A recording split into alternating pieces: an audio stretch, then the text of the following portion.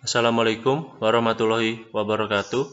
Kami dari kelompok 3 yang terdiri dari anggota Ronaldo Angga Digutawa, NIM 2018-086, dan ada Kiki Agilia Agustin 2018-099, dan ada Brahma Zulfikar, NIM 2018-109. Di sini dari kelompok 3 akan menjelaskan tentang pemeriksaan aset tak berwujud, beban ditangguhkan, dan pembayaran di awal. Selanjutnya, pada materi ini ada sifat dan contoh.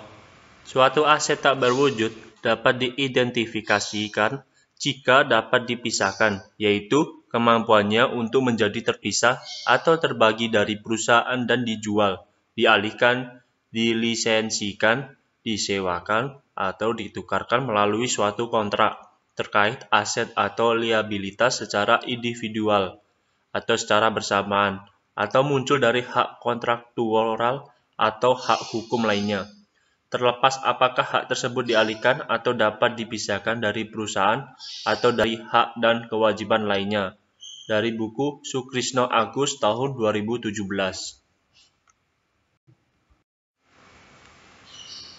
Selanjutnya, untuk aset tidak berwujud tidak termasuk. Itu ada efek atau surat berharga. Atau yang kedua ada hak atas mineral dan cadangan mineral, misalnya minyak, gas alam, dan sumber daya yang tidak dapat diperbarui lainnya. Pada poin ini ada aktiva tidak berwujud diakui jika hanya yang pertama ada kemungkinan besar perusahaan akan memperoleh manfaat ekonomis masa depan dari aktiva tersebut. Dan yang kedua ada biaya perolehan aktiva tersebut dapat diukur secara handal. Selanjutnya ada entitas mengukur aset tidak berwujud pada awalnya sebesar biaya perolehan. Biaya perolehan aset tidak berwujud yang diperoleh secara terpisah terdiri atas dua.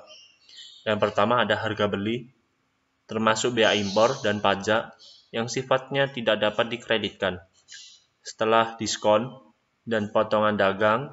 Dan yang kedua ada biaya-biaya yang dapat diatribusikan secara langsung dalam mempersiapkan aset sehingga siap digunakan sesuai dengan tujuannya.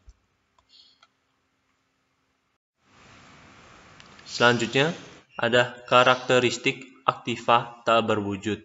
Yang pertama ada mengurangi memiliki eksistensi fisik, yang dimana penjelasannya tidak seperti aktiva berwujud seperti properti, pabrik, dan peralatan. Aktiva tak berwujud memperoleh nilai dari hak dan keistimewaan atau privilege yang diberikan pada perusahaan. Yang kedua ada bukan merupakan instrumen keuangan. Aktiva seperti deposit bank, piutang usaha, dan investasi jangka panjang dalam obligasi serta saham tidak memiliki substansi fisik, tetapi tidak diklasifikasikan sebagai aktiva tak berwujud. Dan yang ketiga ada bersifat jangka panjang dan menjadi subjek amortisasi. Aktiva tak berwujud menyediakan jasa selama periode bertahun-tahun. Selanjutnya akan dijelaskan oleh teman saya.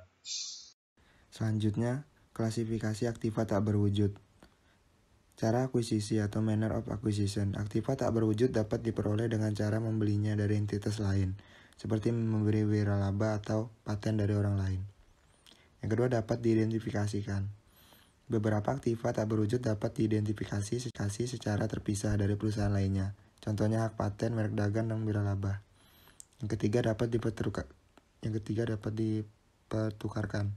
Beberapa aktiva tak berwujud dapat diidentifikasi dan dapat dijual maupun dibeli. Dengan kata lain, dapat dipertukarkan. Contohnya termasuk hak paten, merek dagang, dan wiralaba. Yang keempat, periode manfaat yang diharapkan. Period of expected benefit. Beberapa aktiva tak berwujud seperti biaya organisasi diharapkan dapat memberikan manfaat kepada perusahaan dalam jangka waktu yang tidak terbatas. Yang selanjutnya tujuan pemeriksaan, audit objektif aktiva tak berwujud. Itu ada 6. Yang pertama, untuk memeriksa apakah internal control yang cukup baik atas aktiva tak berwujud.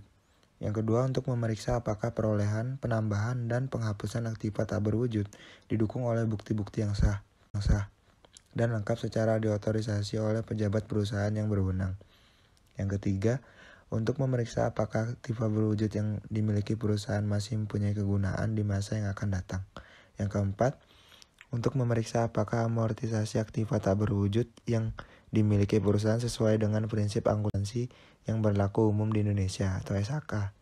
Yang kelima, untuk memeriksa apakah hasil pendapatan yang diperoleh dari aktiva tak berwujud sudah dicatat dan diterima oleh perusahaan.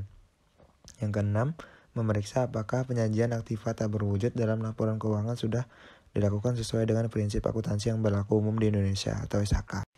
Prosedur audit atas aktiva tak berwujud. Yang pertama, pelajari dan evaluasi internal control atas aktiva tak berwujud. Yang kedua, minta rincian aktiva tak berwujud per tanggal neraca.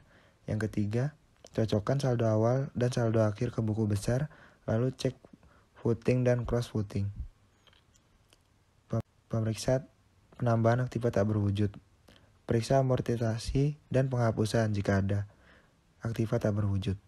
Periksa perjanjian-perjanjian yang dibuat perusahaan dengan pihak ketiga, dan periksa apakah pendapatan dari penjajian tersebut sudah dicatat dan diterima perusahaan. Yang terakhir, periksa apakah penyajian aktiva tak berwujud dalam laporan keuangan sudah sesuai dengan SAK. Prosedur pemeriksaan substantif prepaid advertising. Yang pertama, minta rincian prepaid advertising per tanggal neraca. Yang kedua, cek footing dan cocokkan saldo akhir prepaid advertising ke buku besar dan saldo awal ke kertas kerja pemeriksaan tahun lalu. Yang ketiga, periksa bukti pembayaran dan surat perjanjian untuk iklan di TV, radio, billboard, dan bukti pembelian untuk barang-barang souvenir. Yang keempat, periksa kebenaran pembebanan ke biaya. Untuk barang-barang souvenir, harus dilakukan stock of name atau perhitungan fisik pada akhir tahun. Baik, selanjutnya tentang prosedur pemeriksaan substantif prepaid taxes. Yang pertama, minta rincian prepaid taxes per tanggal neraca atau rincian bisa per jenis pajak atau dicampur. Yang kedua, cek footing dan cocokkan saldonya dengan buku besar. Yang ketiga, untuk pajak penghasilan, bandingkan angka prepaid taxes di rincian dengan SPT PPh Badan. Yang keempat, untuk pajak pertambahan nilai atau PPN masukan, bandingkan angka prepaid taxes di rincian dengan SPT masa atau SPM. Selanjutnya, penentuan risiko bawaan beban dibayar di muka. Risiko bawaan untuk beban dibayar di muka seperti asuransi dibayar di muka pada umumnya akan ditentukan pada tingkat yang rendah, karena akun ini tidak melibatkan isu akuntansi yang kompleks atau mendalam.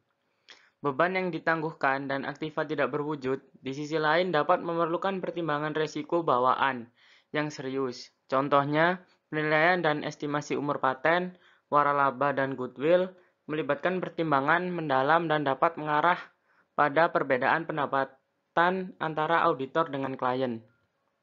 Selanjutnya, penentuan risiko pengendalian beban dibayar di muka. Transaksi beban dibayar di muka, beban ditangguhkan, dan aktiva tidak berwujud biasanya diproses melalui proses pembelian. Pembahasan yang tersisa berfokus pada akun asuransi dibayar di muka, karena akun tersebut akan ditemui pada hampir semua perikatan. Prosedur pengendalian tambahan dapat digunakan untuk mengendalikan transaksi dan informasi asuransi. Sebagai contoh, daftar asuransi atau insurance register dapat dibuat sebagai catatan yang terpisah mengenai semua polis asuransi yang masih berlaku.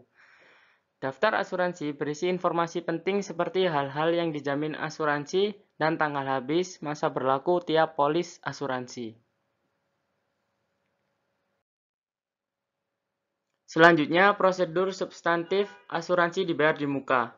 Pada banyak audit, auditor dapat mengumpulkan bukti yang memadai dan kompeten atas asuransi dibayar di muka.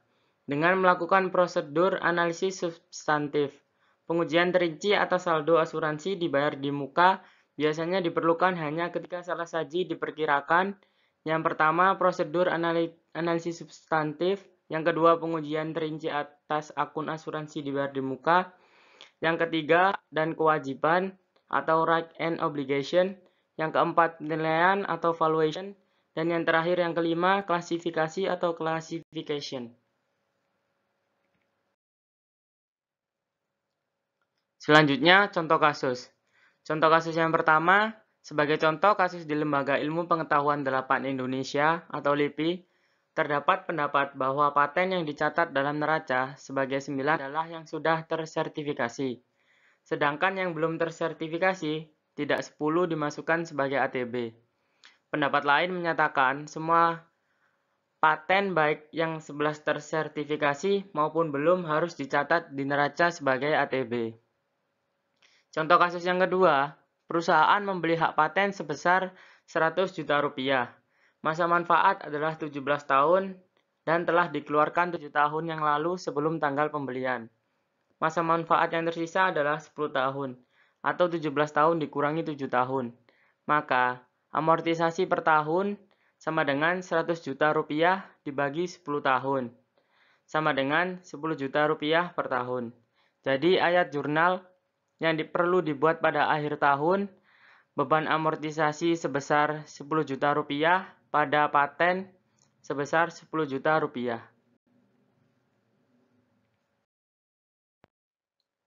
Cukup sekian presentasi dari kelompok kami.